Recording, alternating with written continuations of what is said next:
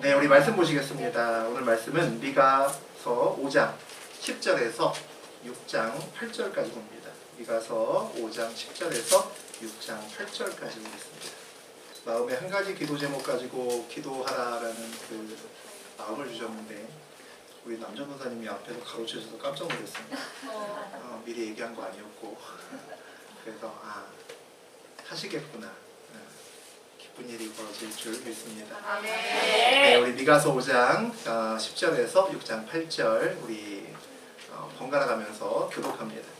여호와께서 이르시되 그날에 이르러는 내가 내 분마를 내 가운데에서 멸절하며 내 병거를 부수며 내 땅의 성읍들을 멸하며 내 모든 견고한 성을 무너뜨릴 것이며 내가 또 복수를 내 손에서 끊으리니 내게 다시는 점쟁이가 없게 될 것이며 내가 내게 생긴 두상과 주상을 너희 가운데서 멸절하리니 내가 내 손으로 만든 것을 다시는 섬기지 아니하리라. 내가 또 내 아세라 목상을 너희 가운데에서 빼버리고 내 성읍들을 멸할 것이며 내가 또 진노와 분노로 순종하지 아니한 나라에 갚으리라 하셨느니라.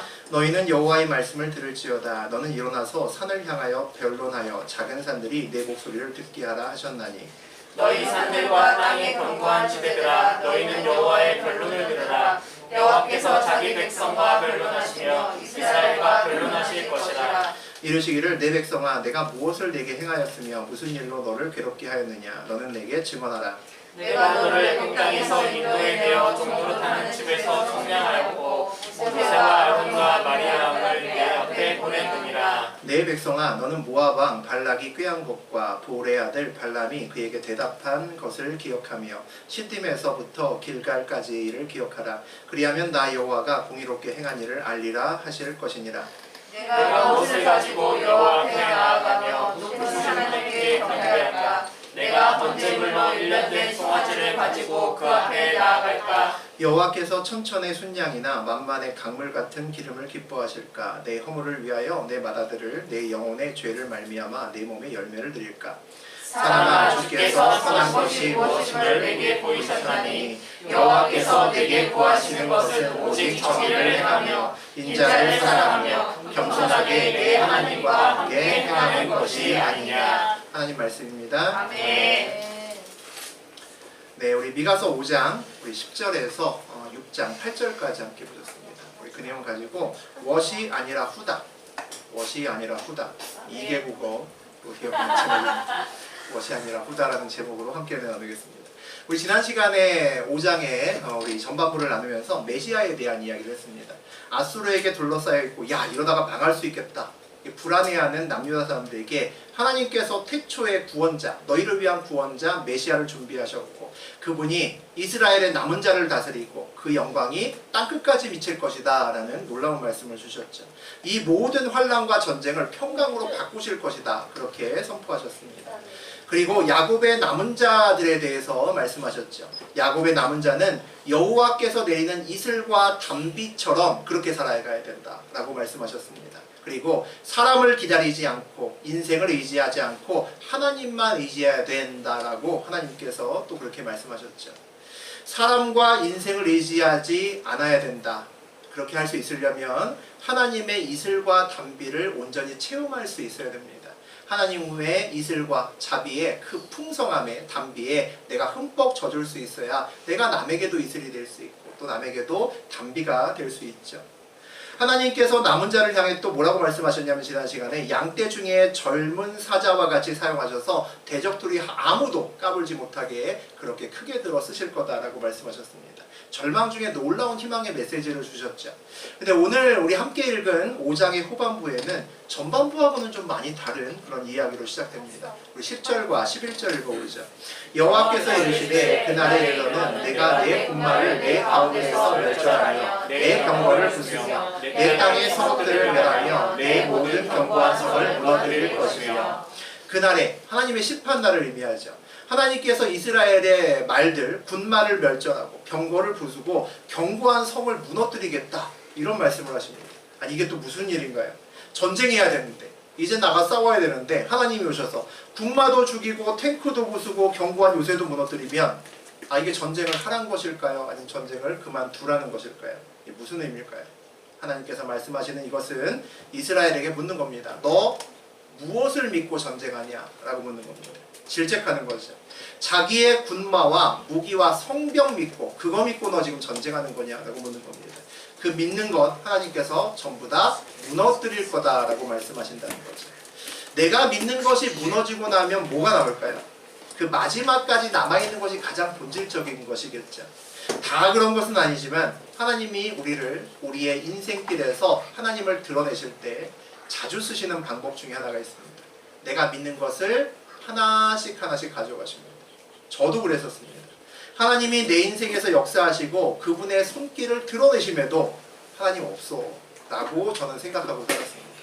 하나님께서 어느 날 제가 믿는 것을 하나씩 거두어 가시더라고요. 그런데 하나를 거두어 가시면 딴 거 붙들고 또 그것도 거두어 가시면 또 다른 것 붙들면서 그렇게 살아갔습니다.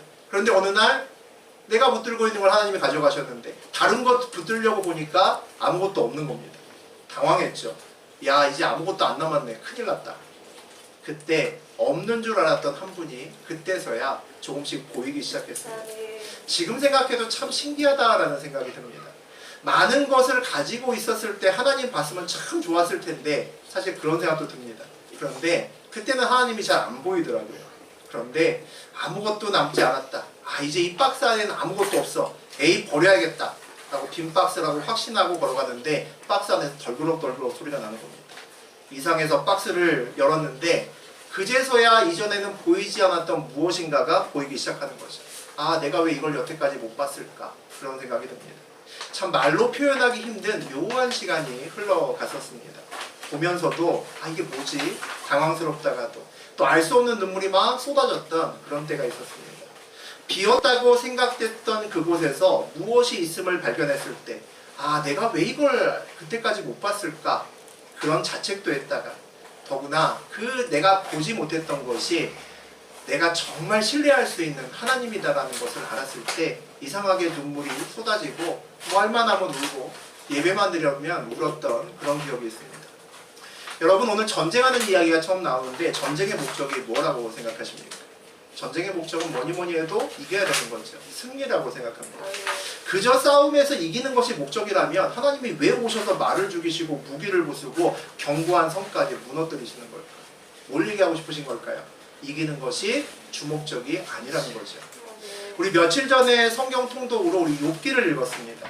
사단의 참소로 인해서 시작된 욥의 고난. 욥이 잘못한 게 아니죠. 욥에게는 진짜 억울하기 그지없는 겁니다. 자기는 잘못 하나도 안 했는데 고난이 그냥 온 겁니다. 이 고난에 빠진 욥의 목적이 뭐가 돼야 될까요? 어떻게든 이 고난 내가 무슨 수를 쓰든지 빨리 벗어나야겠다. 그것이 목적일 수 있죠. 욥이 고난이 시작된 초창기에는 우리 함께 읽었지만 입술로 범죄하지 않았습니다. 괜찮아. 다 가져가셨지만 이거 어차피 내 거 아니었잖아. 어차피 하나님 거였어. 괜찮아. 오히려 찬송했습니다. 믿음으로 인내했습니다. 그런데 고난이 끝나지 않았습니다. 계속됐죠. 그러다가 위로하는 친구들이 왔습니다. 처음엔 친구들과 위로를 주고받다가 나중에 친구들과 대립합니다. 차라리 죽었으면 좋겠다. 이렇게 살 바에는 그냥 수렁으로 점점 빠졌으면 좋겠다. 아예 눈 안 떴으면 좋겠다. 그렇게 고백하는, 회개하는 욥을 봅니다. 하지만 고난은 끝나지 않았습니다. 계속까지. 그 이후에 하나님에 대한 원망과 자책의 그 애매한 경계선에서 욥이 왔다 갔다 합니다. 어떤 시각으로 보면 하나님 욕하는 것 같기도 하고 다른 시각으로 보면 아닌 것 같기도 하고 말할 수 없는 경계선을 왔다 갔다 위험하게 왔다 갔다 하면서 줄타기를 합니다. 고난과 어려움에 처할 때 그 고난과 어려움에서 빠져나가는 것이 제일 목적이 되면 어려움과 고난 속으로 더 빠집니다. 아마 경험 많이 하셨을 겁니다. 왜 그렇죠? 빠져나오기 위해 보통 무리수 두거든요. 안 되는데 합니다. 혹시 이것 때문에 나올 수 있을지도 몰라라는 작은 희망을 갖기 때문이죠. 욥의 고난은 욥의 노력 때문에 빠져나온 것도 아니고 욥의 친구들이 와서 많이 도와줘서 빠져나온 것도 아닙니다. 욥이 하나님을 만나니까 고난이 끝납니다.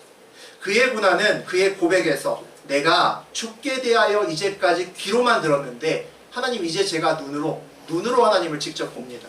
그 고백이 있은 다음에 그의 고난이 끝났습니다. 욥은 구약에서 가장 큰 고난을 당한 사람이죠. 욥기는 고난의 책을 상징합니다. 보통 사람은 욥기를 읽으면 전혀 은혜 받지 못합니다. 오히려 시험에 들죠. 야, 욥처럼 이렇게 바르게 살아도 야 이런 고난 당하는구나. 야 신앙생활 내가 열심히 하고 막 새벽기도 가도 야 이렇게 될 수도 있겠네. 무슨 생각이 듭니까? 야, 적당히 하는 게 좋겠다. 생각이 들죠. 욥이 잘못해서 고난을 받았다면 이해가 됩니다. 그런데 욥의 고난은 욥이 잘못해서 받은 것이 아닙니다. 욥이 야 사단에게 하나님이 이런 얘기를 하죠. 야 너 내 새끼가 있는데 내 욥이 얼마나 너 대단한 줄 아니? 얘 진짜 짱이야 라고 자랑합니다. 그랬더니 사단이 얘기를 하죠. 에이 하나님이 욥에게 복 많이 주셔서 그래요. 그래서 걔가 믿음 좋은 것처럼 보이는 거예요. 하나님이 가져가 보세요. 걔가 그대로 그때도 아무것도 없을 때도 하나님 찬양하나 한번 보세요 라고 합니다. 아마 하나님 욕할걸요? 그렇게 얘기합니다. 이 사단의 참소로 욥이 고난을 겪기 시작합니다. 그런데 이 이해할 수 없는 고난을 겪는 욥의 이야기가 신기하게도 많은 사람들에게는 은혜가 안 되는데 이해할 수 없는 고난을 보내는 하나님 백성에게는 큰 은혜가 됩니다. 참 신기하죠. 이해할 수 없는 경제적인 위기를 겪는 사람들, 이유를 알 수 없는 사람과의 관계 속에서 갑자기 어려움을 당한 사람들, 이유를 알 수 없는 건강에서 위기를 겪은 사람들, 그 시간을 겪는 사람들에게 욥기는 읽어보면 남다른 책으로 바뀝니다. 욥기가 성경에 자리 잡고 있는 이유, 그것이 정경으로 자리 잡고 있는 이유는 그런 사람들을 위한 갑작스럽고 설명할 수 없는 고난을 당한 그런 하나님을 백성을 위한 하나님의 선물 아닐까 저는 그렇게 생각합니다. 우리 12절에서 15절 읽어보겠습니다. 내가 또 복수를 내 손에서 끊으리니 내게 다시는 전쟁이가 없게 될 것이며 내가 내게 새긴 우상과 주상을 너희 가운데서 멸절하리니 내가 내 손으로 만든 것을 다시는 섬기지 아니하리라. 내가 또 아세라 목상을 너희 가운데에서 빼버리고 내 성읍들을 멸할 것이며 내가 또 진노와 분노로 순종하지 아니한 나라에 갚으리라 하셨느니라. 또 이스라엘 백성들에게 뺏어간다고 하신 것이 있습니다. 복술이죠. 복술은 점으로 미래를 볼 수 있는 그런 방법입니다. 복수를 하고 또 점쟁이를 찾는다는 것은 무슨 얘기입니까? 하나님 없이 내가 미래를 알아내고 그것을 누구 힘으로? 내 힘으로 대비하겠다라는 겁니다. 우리가 내 힘으로 이런저런 보험 들고 내 인생의 설계를 재테크하고 알아서 하겠다는 거죠. 복수를 내 손에서 끊으리니 내게 다시는 점쟁이가 없게 될 것이며 무슨 얘기죠? 사람의 지혜와 눈으로 절대 해석할 수 없는 문제 앞에 네가 서게 될 거라는 겁니다. 네가 아무리 여러 가지 것을 방어하고 준비하고 보험만이 드러났어도 그거 갖고는 풀 수 없는 문제를 내가 네 앞에 놓겠다라는 거죠. 사람의 방법으로는 풀 수 없는 문제가 너 기다리고 있다라고 하나님이 말씀하시는 겁니다. 또 하나님께서 뺏겠다고 하시는 것이 또 있습니다. 우상을 파괴하고 신성하다고 섬기는 돌기둥 그리고 아세라 목상 이런 거 전부 다 깡그리 내가 부숴버릴 거다라고 말씀하십니다. 그리고 또 뭐라고 얘기하시냐면 내가 내 손으로 만든 것을 다시는 섬기지 아니하리라 라고 말씀하시는 거죠. 무슨 얘기입니까? 우상을 네가 만들었다 그러는 겁니다. 우상은 누구를 위해서 만들까요? 나를 위해서 만들죠. 왜 만들까요? 내 뜻대로 뭔가 좀 해보기 위해서 만듭니다. 빌대상이 필요한 거죠. 그런데 결정적으로 내가 만든 우상이 나를 책임질 수 있을까요? 말도 안 되는 얘기인 거죠. 우리가 믿고 있는 붙들고 있는 것 중에 혹시 내가 만든 것이 있나? 내가 성취한 것이 있나? 내가 얻은 것이 있나? 다시 한번 살펴보실 필요가 있습니다. 자기가 만든 것, 세상에서 눈에 보이는 것을 믿는 것보다 더 어리석은 일은 없기 때문입니다. 사람이 자기를 믿고 살아갈 수 있을까요? 아마 가끔은 나는 나만 믿어 라고 하는 사람이 있겠죠. 아마 그 사람의 솔직한 마음은 자기를 믿는 것이 아니라 아직 내가 정말 전심으로 신뢰할 수 있는 무엇인가를 만나본 적이 없다는 말일 겁니다. 예수님께서 십자가의 부활과 죽음에 대해서 말씀하실 때 베드로가 뭐라 그랬냐면 주님 그런 끔찍한 일은 주님께 절대 일어나지 않을 거니까 걱정하지 마십시오 그렇게 했습니다. 그랬더니 예수님이 뭐라 했습니까? 사단아 물러가라 그러셨죠. 꾸짖으신 다음에 뭐라고 얘기하시냐면 마태복음 16장에 24절 25절 함께 읽습니다. 이에 예수께서 제자들에게 이르시되 누구든지 나를 따라오려거든 자기를 부인하고 자기 십자가를 지고 나를 따를 것이니라. 누구든지 제 목숨을 구원하고자 하면 잃을 것이요 누구든지 나를 위하여 제 목숨을 잃으면 찾으리라. 알 듯 모를 듯한 말씀을 하십니다. 예수를 주님이라고 따라올 수 있는 자는 자기를 부인하는 자만 따라올 수 있다라고 말씀하시는 거죠. 내가 스스로 믿을 수 없는 자구나 라는 것을 알 때 예수님을 붙들 수 있다는 겁니다. 내 안에 소망이 없음을 알 때 주님 안에 소망이 있구나 라는 것을 알 수 있다는 거죠. 그래야 나를 버리고 나를 부인하고 주님을 따라갈 수 있다는 겁니다. 내 인생의 주인이 내가 아니고 주님이구나 라고 인정할 수 있다는 거죠. 생명이 내 안에 없음을 알 때 예수님께 있는 생명이 그제서야 보입니다. 그때야 내가 아니라 주님을 온전히 붙들 수 있다는 거죠. 나에게 선한 아무것도 없음을 알 때 내가 주님을 온전히 붙들 수 있다는 겁니다. 우리 지난주 수요일날 우리 최재현 선교사님 오셨는데 설교 중에서 은혜 받았던 또 하나의 이야기가 있습니다. 하나는 우리 지난 시간에만 나누었고, 옛날에 예배를 잘 드리던 우리 청년 시절에 우리 선교사님이 끊어지지 않는 죄가 하나 있었다라고 이야기하셨습니다. 음란의 문제죠. 참 고백하기 쉽지 않았는데 작은 교회라서 아마 그래서 지금 고백을 하셨습니다. 우리만 입 다물고 있으면 죄를 짓고 막 회개하셨음에도 불구하고 반복해서 죄를 지을 때 사실 참 어렵습니다. 그런데 내가 이기려고 해도 되지 않는 그 죄를, 내 무기력한 모습을 안고 십자가 앞에 나갔을 때 그 선교사님이 뭐라고 말씀하셨습니까? 나는 전보다 작아지는데 십자가는 너무너무 커지더라. 그렇게 고백하셨습니다. 이게 신앙의 신비입니다. 신앙의 아이러니죠. 내가 감당할 수 없는 큰 죄를 가지고 십자가에 나갈 때 우리는 항상 내 죄보다 큰 십자가를 봅니다. 내가 버리는 만큼 하나님의 생명, 예수의 생명이 내 안에 더 들어옵니다. 내가 나를 더 부인하는 만큼 내가 더 십자가를 굳건히 붙들 수 있습니다. 이게 신앙의 신비고 신앙의 비밀입니다. 우리 10절에서 15절은 하나님을 보는데, 하나님을 믿는데 방해되는 것들을 하나님께서 하나하나 치워버리겠다, 그런 말씀을 하십니다. 우리가 10개를 다 들고 있는데 그 가운데서도 내가 주님을 볼 수 있다면 그 사람은 정말 욥과 같은 사람입니다. 정말 믿음이 좋은 사람이죠. 보통 한 서너 개는 가지고 가셔야 그 다음에 돌이킵니다. 아, 내가 뭐 좀 문제가 있구나, 내가 믿고 있었던 그것이 아니구나 라고 돌이킬 수 있습니다. 그만해도 믿음이 꽤 좋은 사람이죠. 한 7, 8개를 가지고 가신 다음에 하나님을 붙들고 있는 사람, 붙들 수 있는 사람, 그 사람도 그렇게 어리석지는 않은 사람일 겁니다. 돌아올 수 있으니까. 때로 우리 주변에 10개를 거의 다 이뤘는데도 돌아오지 않는 사람도 있습니다. 먼저 믿은 우리가, 먼저 하나님을 본 우리가, 먼저 하나님을 경험한 우리가 뭘 해야 될까요?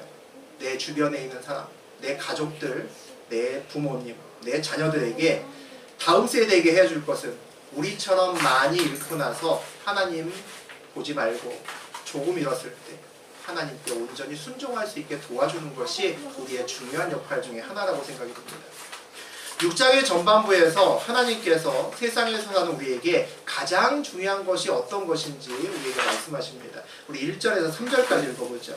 너희는 여호와의 말씀을 들을지어다. 너는 일어나서 산을 향하여 변론하여 작은 산들이 내 목소리를 듣게 하라 하셨나니 너희 산들과 땅에 견고한 지혜라. 너희는 여호와의 변론을 들으라. 여호와께서 자기 백성과 변론하시며 이스라엘과 변론하실 것이라. 이르시기를 내 백성아, 내가 무엇을 내게 행하였으며 무슨 일로 너를 괴롭게 하였느냐. 너는 내게 증언하라.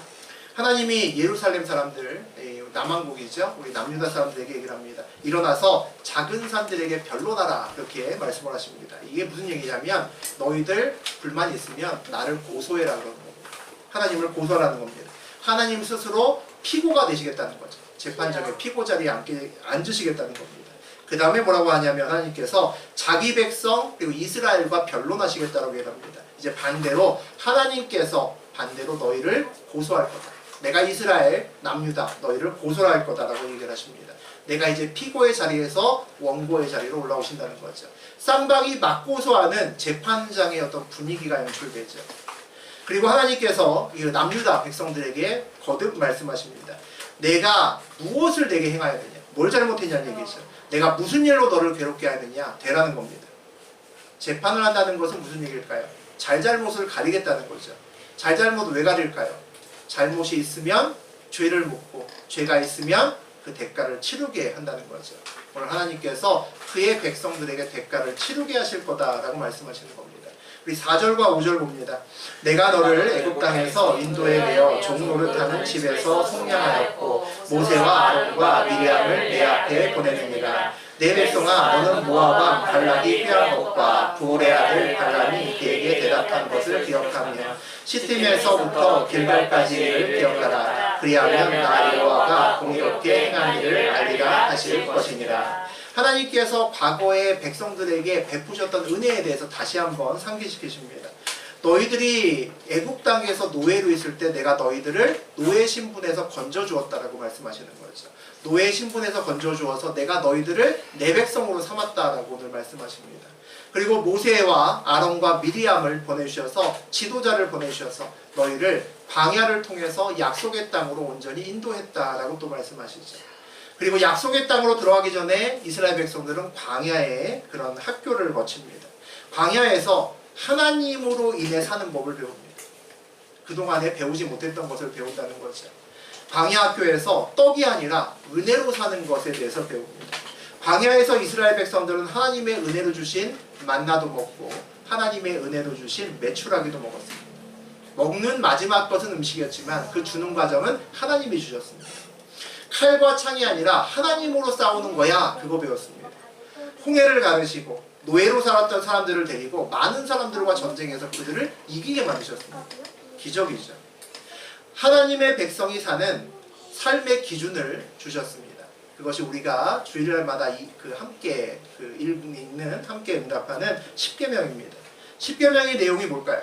어떻게 재테크하고, 어떻게 군사훈련하고, 어떻게 농사지어 보관하면 너희가 많은 걸 먹고 잘 살 거야. 그런 내용 하나도 없습니다. 십계명의 내용은 너 하나님 믿어야 된다. 아멘. 안식일 지켜야 된다. 아멘. 죄 짓지 말아야 된다. 아멘. 니네끼리도 사랑하면서 잘 지내야 된다. 아멘. 그게 십계명의 내용입니다. 아멘. 세상의 기준과는 다르죠. 세상에서는 그렇게 살라고 얘기하지 않습니다.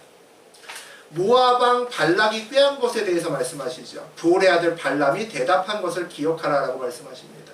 광야에서 이스라엘 백성들이 막 돌다가 이제 좀 있으면 가나안에 들어갑니다. 그 직전에 그 여러 가지 전쟁에서 계속 이깁니다. 그러니까 모압 왕 발락이 겁을 먹습니다. 야, 쟤네 이제 좀 있으면 나한테 올 텐데 큰일 났다. 그래서 모압 왕 발락이 무슨 생각을 하냐면 용한 점쟁이를 불러냅니다. 그게 발람입니다. 그래서 야, 네가 저주하면 몽땅 다 죽잖아. 야, 내가 돈 많이 주고 많은 걸 줄 테니까 쟤네들 이스라엘 백성들 좀 저주해 라고 부탁합니다. 그런데 발람이 하나님의 개입으로 인해 저주하려고 마음먹었는데 그의 입에서 축복이 나옵니다. 아멘. 무슨 얘기일까요? 세상의 저주를 하나님께서 축복으로 바꾸셨다는 겁니다. 아멘. 세상에서 주님의 은혜로 인생의 역전을 만들어 낼 수 있다는 것을 보여주시는 거죠. 아멘. 또 무슨 얘기 나옵니까? 시딤에서 길갈까지를 기억하라라고 나옵니다. 이 시딤은 어디냐면 요단강 건너오기 전에 광야의 마지막 진지입니다. 마지막 그 진을 쳤던 곳이고, 그 다음에 길갈은 요단강을 건넌 다음에 첫 번째 그들이 진을 쳤던 곳입니다. 그럼 시딤에서 길갈이라는 얘기 무슨 얘기죠?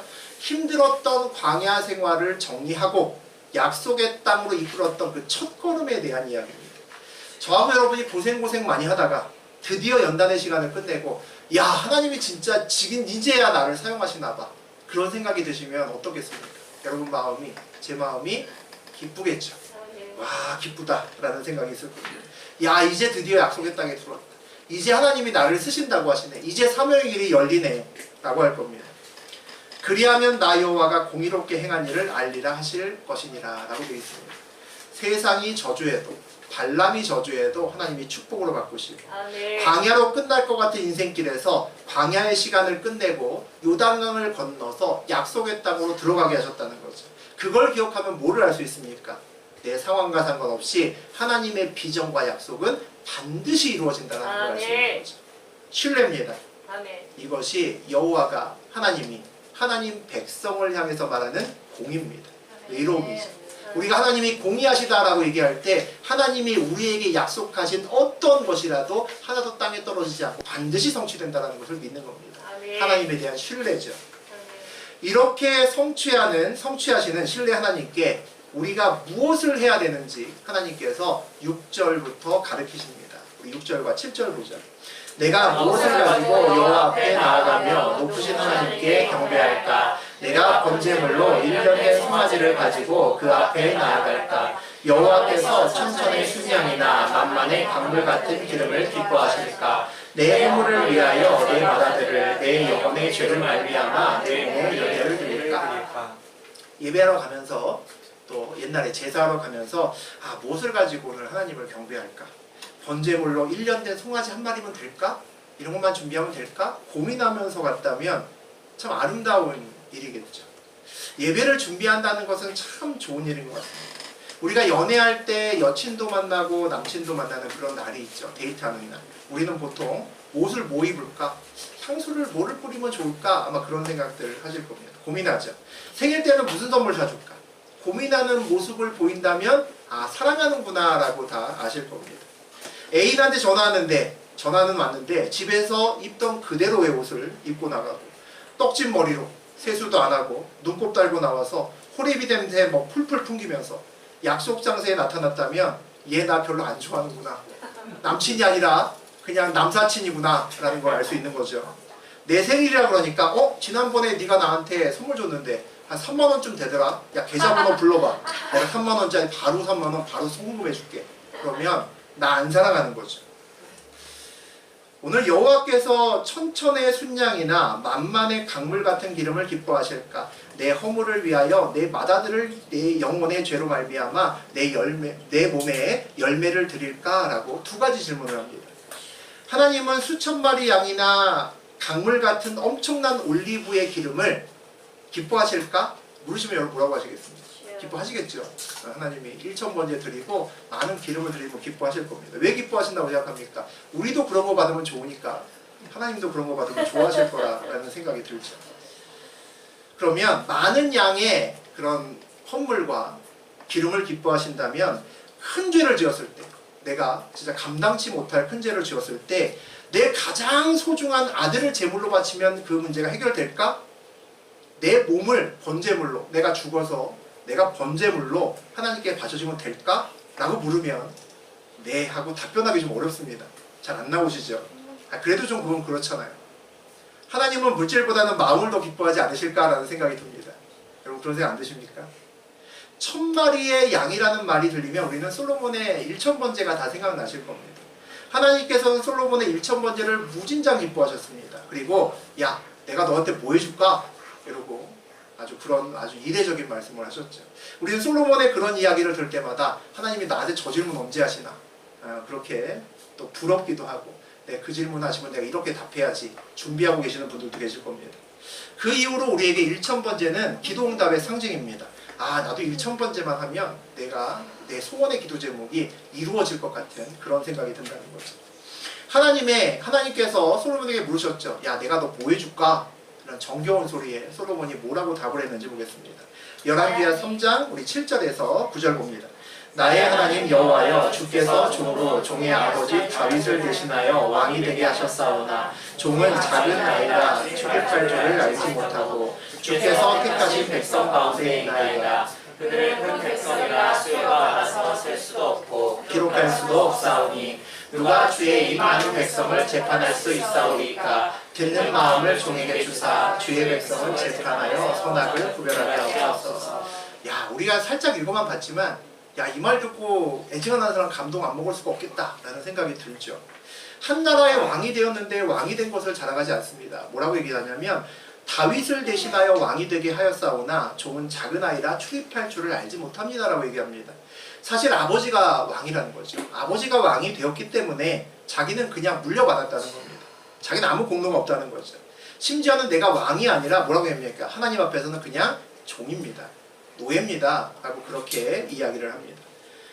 어린아이처럼 언제 내가 들어가야 되고 언제 나와야 될지 그런 것도 모르는 진짜 무지한 사람입니다. 진짜 철딱선이 아무것도 없습니다. 그렇게 하나님께 얘기합니다. 그런데 하나님 근데 이렇게 철딱선이 없는 제가 저에게 그렇게 많은 백성들을 맡겨주시니까 너무 당황스럽습니다. 제가 그들을 어떻게 판단하고 어떻게 양육하면 좋겠습니까? 모르겠다는 거죠. 우리 같으면 야 내가 너 뭐 줄까? 이러면 준비해놨던 하나님 뭐 주세요? 바로 나올 수도 있을 것 같은데 하나님 한 100억 좀 주세요. 이런 사람도 있을 거고 하나님 뭐 주세요? 바로 이렇게 나올 것 같은데 뭐합니까? 질문합니다. 질문한다는 것은 무슨 얘기일까요? 내가 뭐가 좋은지 잘 모르겠다는 겁니다. 내가 모르니까 하나님이 가장 나를 잘 아시니까 하나님께서 합당하신 것을 저에게 주시면 그걸로 된다는 겁니다. 하나님이 내가 너 뭐 줄까 하는데 그 질문할 수 있는 사람이 몇이나 될까요? 근데 오늘 솔로몬은 질문합니다. 주시는 대로 받겠다는 거지. 하나님을 온전히 신뢰하는 자만 하나님께 그렇게 반응할 수 있겠죠. 또 뭐라고 얘기하냐면 듣는 마음을 종에게 주사 주의 백성을 재판하여 선악을 분별하게 하옵소서라고 이야기합니다. 참 아름다운 말이죠. 듣는 마음. 하나님께서 판단하시고 알려주시면 저는 그걸 듣기만 하겠다는 거예요. 듣고 그대로 제가 순종하겠습니다 라고 하는 거죠. 듣는 마음은 여호와를 경외하는 마음이죠. 지혜입니다. 또 듣는 마음은 말씀만 하시면 제가 순종하겠습니다. 신뢰입니다. 그 마음을 고백합니다. 우리도 읽으면서 기쁜데 하나님이 얼마나 기뻐하셨을까. 우리 그 다음 절 10절 같이 읽겠습니다. 솔로몬이 이것을 구하매 그 말씀이 주의 마음에 든지라. 하나님도 우리처럼 기쁘셨다라고 얘기를 합니다. 무엇에 기쁘셨나요? 1000마리 양 때문에 기쁘셨나요? 아니면 1000마리의 양에서 짠 그 기름기름한 타는 그 기름 냄새 때문에 기쁘다고 하시나요? 아니죠.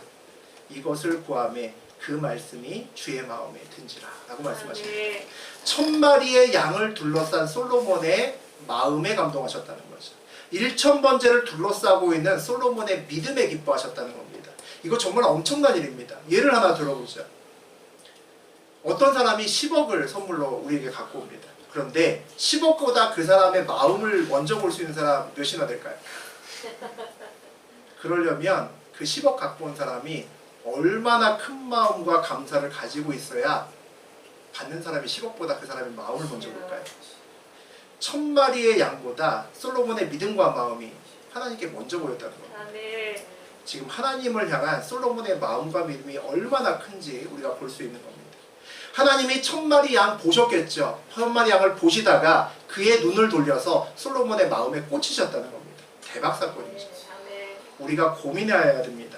어떻게 하면 우리의 예물과 헌신보다 우리의 마음을 하나님이 보실 수 있을까?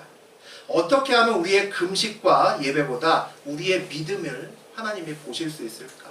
고민하셔야 된다는 거죠. 우리 8절 읽어보겠습니다. 사람아 주께서 선한 것이 무엇임을 내게 보이셨나니 여호와께서 내게 구하시는 것은 오직 정의를 행하며 인자를 사랑하며 겸손하게 내 하나님과 함께 행하는 것이 아니냐. 하나님께서 대놓고 말씀하십니다. 내가 너희에게 원하는 것은 재물이 아니야 라고 말씀하십니다.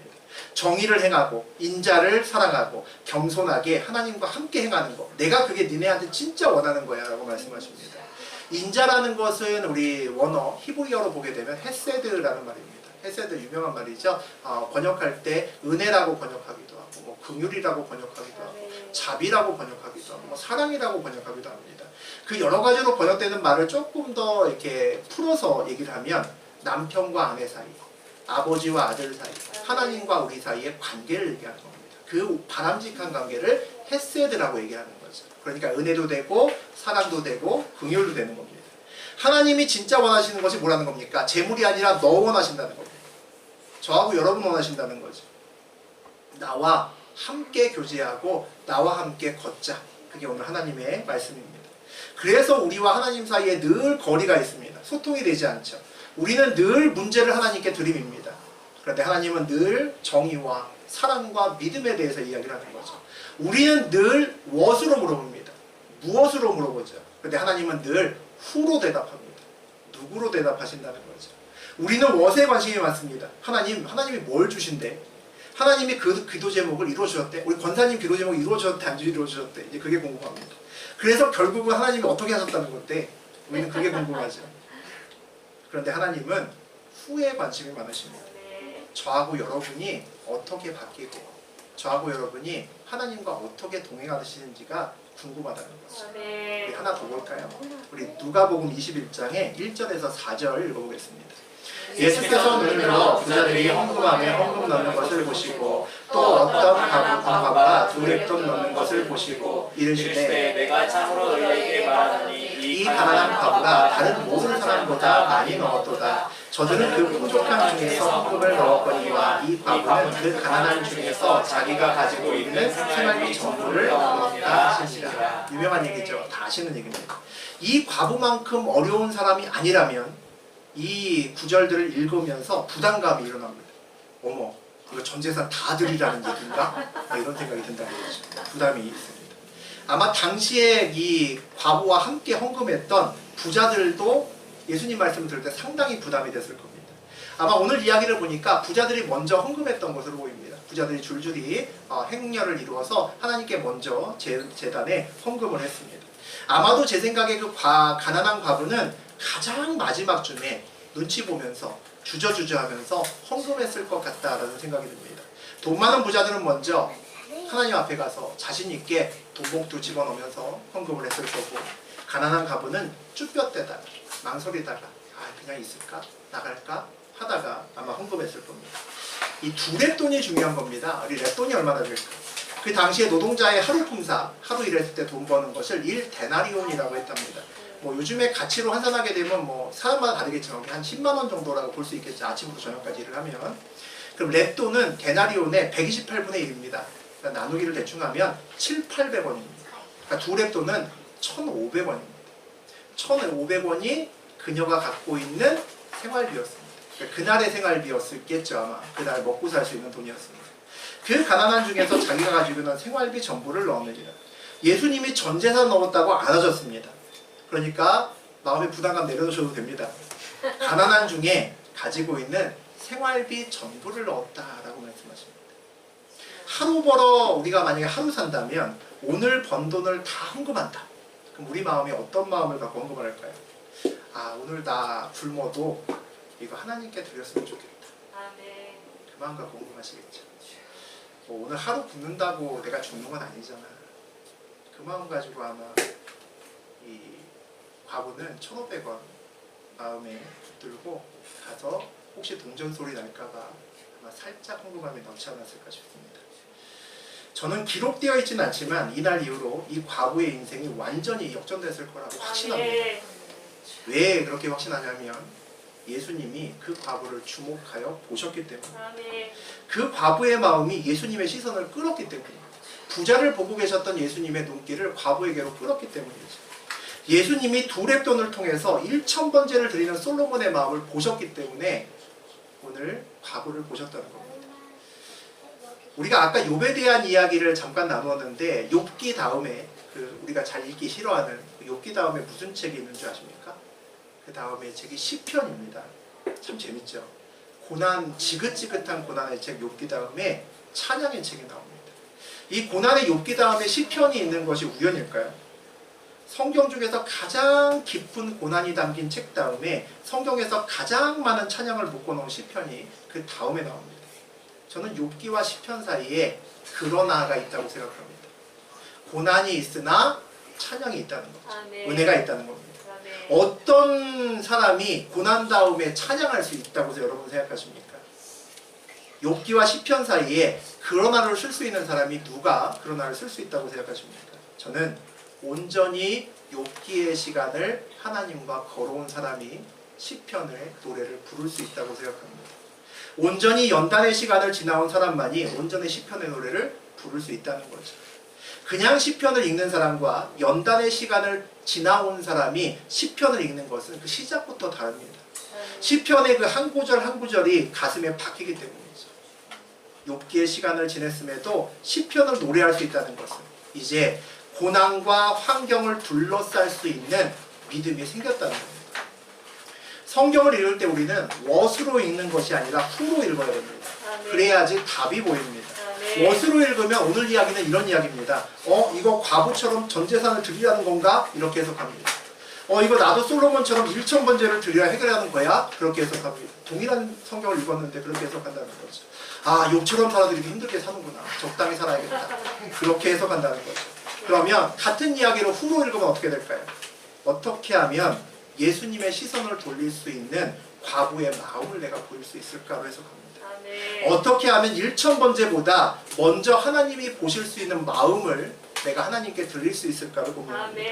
어떻게 하면 연단의 시간에도 내가 시편을 노래할 수 있는 마음을 가질까를 내가 해석할 수 있다는 거죠. 여러분의 인생길에도 마찬가지로 많은 문제들이 있습니다. 그 문제를 what으로 해결하면 성경을 읽어도 해석이 안 됩니다. who로 읽으시고 who로 해석하셔야 그래야 길이 열립니다. 그래야 하나님의 시선을 여러분에게 돌릴 수 있습니다. 부자를 돌아보고 있는 하나님의 시선을 두렙돈을 가진 과부가 돌렸습니다. 여러분도 돌리셔야 됩니다. 아멘. 그렇게 돌리시면 하나님이 우리를 주목하기 시작하신다는 거죠. 아멘. 우리의 문제를 하나님이 주목하시면 우리의 문제를 하나님이 푸신다는 겁니다. 아멘. 우리의 모든 문제를 what이 아니라 who로 해석해서 걸어갈 수 있는 저하고 여러분 되시기를 주의 이름으로 축원드립니다. 아멘. 우리 말